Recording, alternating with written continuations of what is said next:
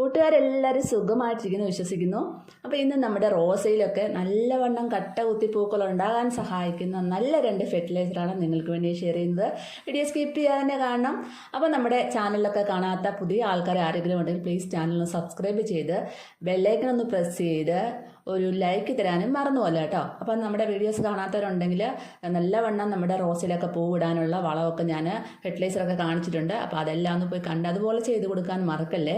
നിങ്ങൾക്കും തീർച്ചയായിട്ടും നല്ലൊരു റിസൾട്ട് കിട്ടുന്നതായിരിക്കും. നമുക്ക് ഒരുപാട് മെസ്സേജൊക്കെ വരുന്നുണ്ട്. നല്ലവണ്ണം റോസയൊക്കെ എല്ലാ ചെടികളും നല്ലവണ്ണം വരുന്നുണ്ട്. എല്ലാ ചെടികൾക്കും തന്നെ ഈ ഒരു വളമാണ് കാണിക്കുന്ന, ഈ ഒരു വളമാണ് കൊടുക്കുന്നതെന്നൊക്കെ പറഞ്ഞ് കുറേ പേര് വാട്സപ്പിൽ മെസ്സേജ് ചെയ്യുന്നുണ്ട്. ഒരുപാട് സന്തോഷമുണ്ട്. ഞാൻ പറഞ്ഞല്ലോ, എനിക്ക് കിട്ടുന്ന റിസൾട്ടാണ് നിങ്ങൾക്ക് ഞാൻ ഷെയർ ചെയ്യുന്നത്. അതുകൊണ്ട് തീർച്ചയായിട്ടും നിങ്ങൾ ഒരു സംശയവും നോക്കാതെ തന്നെ നിങ്ങൾക്ക് ചെയ്ത് കൊടുക്കാവുന്നതാണ് ഉറപ്പായിട്ടും കേട്ടോ. അപ്പോൾ ഇന്നും നല്ല 2 ഫെർട്ടിലൈസറാണ് കാണിക്കുന്നത്. നമ്മുടെ റോസയിൽ നമുക്ക് എല്ലാവർക്കും ആഗ്രഹമാണ് ഇതുപോലെ നല്ല കൊലയായിട്ട് പൂക്കൾ വേണമെന്നല്ലേ. അപ്പോൾ നമ്മൾ അതിൻ്റെ ആ രീതിയിൽ ചെയ്ത് കൊടുത്തു കഴിഞ്ഞാൽ തീർച്ചയായിട്ടും നമുക്ക് റിസൾട്ട് കിട്ടും കേട്ടോ. ഇപ്പം ഞാൻ കാണിക്കുന്ന ഒരു സൊല്യൂഷൻ നമ്മുടെ ചെടികൾക്ക് സ്പ്രേ ചെയ്ത് കൊടുക്കുകയാണെങ്കിൽ തീർച്ചയായിട്ടും നല്ലൊരു റിസൾട്ട് നിങ്ങൾക്ക് കിട്ടും എന്നുള്ള കാര്യം ഉറപ്പാണ്.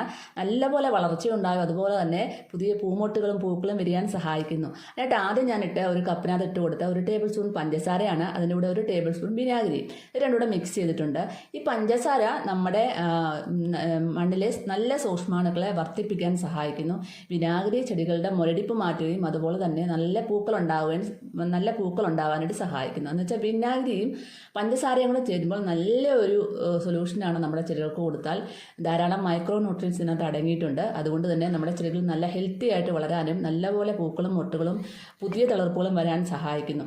അപ്പോൾ ഇത് നമ്മൾ നന്നായിട്ട് പഞ്ചസാര അറിയാനായിട്ട് കുറച്ച് നേരം ഒന്ന് വെക്കുക. അത് കഴിഞ്ഞതിന് ശേഷം നമുക്കൊരു സ്പ്രെയറിനകത്തോട്ട് 1 ലിറ്റർ വെള്ളത്തിൽ ഡൈല്യൂട്ട് ചെയ്തതിന് ശേഷം സ്പ്രെയറിലോട്ട് ഒഴിച്ചു കൊടുക്കുക കേട്ടോ. എന്നിട്ട് നമ്മളിത് നന്നായിട്ടൊന്ന് യോജിപ്പിച്ചതിന് ശേഷം നമുക്ക് നമ്മുടെ റോസാ ചെടികളിലെല്ലാം സ്പ്രേ ചെയ്ത് കൊടുക്കാം. ഏത് ചെടികൾക്കും നമുക്ക് സ്പ്രേ ചെയ്ത് കൊടുക്കാവുന്നതാണ്. ഇൻഡോർ പ്ലാന്റ്സിനോ ഔട്ട്ഡോർ പ്ലാന്റ്സിനോ ഒക്കെ നമുക്ക് ഇലച്ചെടികൾക്കും ഒക്കെ സ്പ്രേ ചെയ്ത് കൊടുക്കാം. നമുക്ക് അകത്തളത്തിൽ വെച്ചേക്കുന്ന നമ്മുടെ വീടിനുള്ളിലുള്ള ചെടികൾക്കൊക്കെ സ്പ്രേ ചെയ്ത് കൊടുക്കാം. സ്പ്രേ ചെയ്ത് കൊടുക്കുമ്പോൾ നമ്മൾ വൈകുന്നേരങ്ങളിൽ സ്പ്രേ ചെയ്ത് കൊടുക്കാൻ ശ്രമിക്കുക. നല്ലൊരു റിസൾട്ടാണ് നമുക്ക് കിട്ടുന്നത്. അപ്പോൾ 1 ലിറ്റർ വെള്ളം കറക്റ്റ് ഡൈല്യൂട്ട് ചെയ്യാൻ മറക്കല്ല കേട്ടോ. എന്നിട്ട് നമുക്ക് നല്ലതായിട്ട് സ്പ്രേ ചെയ്ത് കൊടുത്താൽ തീർച്ചയായിട്ടും നിങ്ങൾ നോക്കിക്കോ. നമ്മുടെ ചെടികൾക്ക് പച്ചപ്പ് കിട്ടാനും അതുപോലെ തന്നെ നല്ലൊരു ഗ്രോത്ത് ഉണ്ടാവാനായിട്ടും അതുപോലെ തന്നെ പുതിയ തളിരിലകൾ വരാനായിട്ടും അതുപോലെ തന്നെ നിറയെ പൂമുട്ടുകളും പുതിയ തളിരിലകൾ വന്നാൽ മാത്രമേ അതിൽ പൂമുട്ടുകൾ ഉണ്ടാകത്തുള്ളൂ അല്ലേ. അപ്പോൾ അങ്ങനെയൊക്കെ ഉണ്ടായി നമ്മുടെ ചെടി നല്ല ഹെൽത്തി ആയിട്ട് വളർന്ന് നിറയെ പൂക്കൾ ഉണ്ടാവാൻ സഹായിക്കത്തുള്ളൂ. അപ്പോൾ ഇത് നമ്മുടെ വീട്ടിലുള്ള ജൈവവളം തന്നെയാണ്. അപ്പോൾ ഇങ്ങനെയുള്ള ജൈവവളങ്ങൾ നമ്മൾ കൊടുക്കണം. ഇതിനിടയ്ക്ക് 15 ദിവസം കൂടുമ്പോൾ നമ്മൾ എക്സോഡസ് ഒന്ന് സ്പ്രേ ചെയ്ത് കൊടുക്കണം. ഇത് രണ്ടും കൂടെ ആകുമ്പോൾ നമ്മുടെ ചെടി നല്ല ഹെൽത്തി ആയിട്ട് വരുമെന്നുള്ള കാര്യം ഉറപ്പാണ്. ജമന്തി ചെടിയിൽ ഞാനിത് ഇടയ്ക്ക് സ്പ്രേ ചെയ്ത് കൊടുക്കുന്ന കേട്ടോ. അപ്പം നിറയെ മുട്ടുകളൊക്കെ വന്ന് നിൽപ്പുണ്ട്.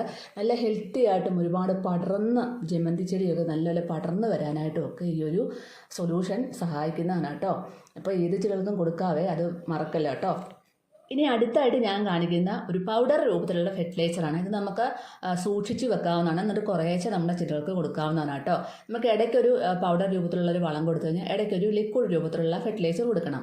അത് കഴിഞ്ഞിട്ട് നമുക്ക് നല്ലൊരു പിന്നെ നമ്മൾ കടകളിൽ നിന്നൊക്കെ വാങ്ങിക്കുന്ന NPK 19 ഇടയ്ക്കൊന്ന് ഇട്ട് കൊടുക്കണം. വെള്ളത്തിൽ കലക്കി കൊടുക്കുന്നതുമുണ്ട്, സ്പ്രേ ചെയ്ത് കൊടുക്കുന്നതുമുണ്ട്. ഏത് രീതിയിലാണ് നിങ്ങൾക്കത് കൊടുക്കാം, അങ്ങനെ കൊടുക്കണം കേട്ടോ. ഒരു രാസവളം ഇടയ്ക്ക് കൊടുത്തിട്ട് ഒരു ജൈവവളം കൊടുക്കണം. പിന്നെ ഇടയ്ക്ക് നമ്മുടെ എക്സോഡസ് ഒന്ന് സ്പ്രേ ചെയ്ത് കൊടുക്കണം. അത് കഴിഞ്ഞ ശേഷം നമ്മുടെ ജൈവ കീടനാശിനി, വീട്ടിലുള്ള ജൈവ കീടനാശിനി ഇടയ്ക്ക് സ്പ്രേ ചെയ്ത് കൊടുക്കണം. ഇങ്ങനെയൊക്കെ മാറി മറിച്ചും പോയാൽ മാത്രമേ നമ്മുടെ ഈ റോസാ ചെടി നല്ലവണ്ണം പൂക്കുകയും നല്ല ഹെൽത്തി ആയിട്ട് ഇതുപോലെ നല്ല പച്ചപ്പോടുകൂടി നിൽക്കുകയും ചെയ്തോളൂ കേട്ടോ. ഇപ്പം നമ്മൾ എടുത്തേക്കുന്നത് മുട്ടത്തോടാണ്. ഇത് വാട്ടിയ മുട്ടയുടെ തോടാണ് കേട്ടോ. നമുക്ക് കുറച്ച് എത്രയും വേണോ അത്രയും ശേഖരിച്ച് വെക്കാം. ഇത് ഞാൻ കുറച്ച് ഇപ്പോൾ എടുത്തിട്ടുള്ളൂ. അത് മാറ്റി വെച്ച് കഴിഞ്ഞാൽ ഒന്നിച്ച് നമുക്ക് പൊടിച്ച് വെക്കാം കേട്ടോ. അപ്പോൾ ഇതിനെ കുറച്ച് പൊടിച്ച് തിരിപ്പുണ്ട്, നിങ്ങളെ കാണിക്കാൻ വേണ്ടി ഞാൻ എടുത്തതാണ്.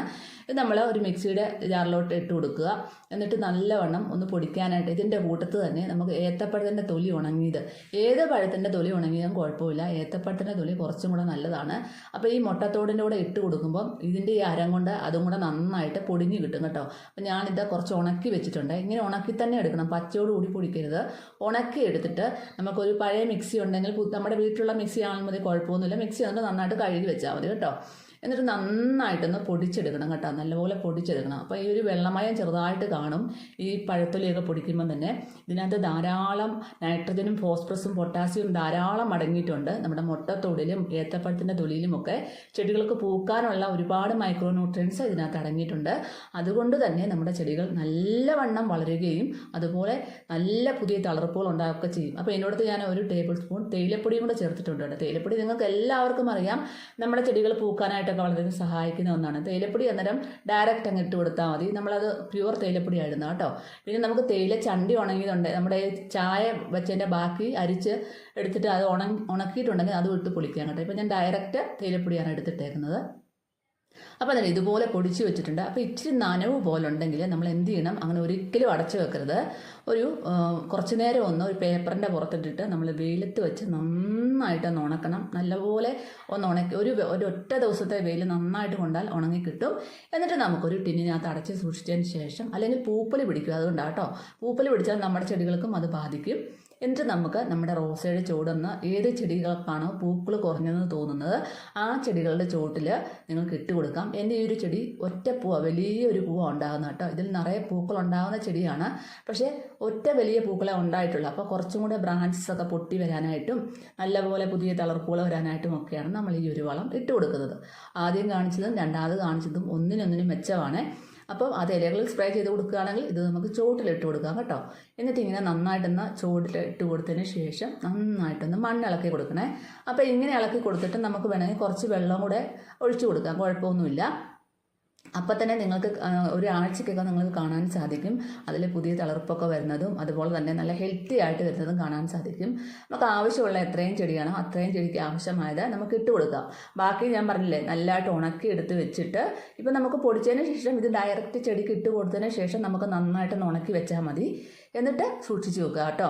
ഇത് ജമന്തി ചെടിക്കും എല്ലാ ചെടിക്കും ഇട്ട് കൊടുക്കാം. എല്ലാവരും ട്രൈ ചെയ്ത് നോക്കാൻ മറക്കല്ല കേട്ടോ.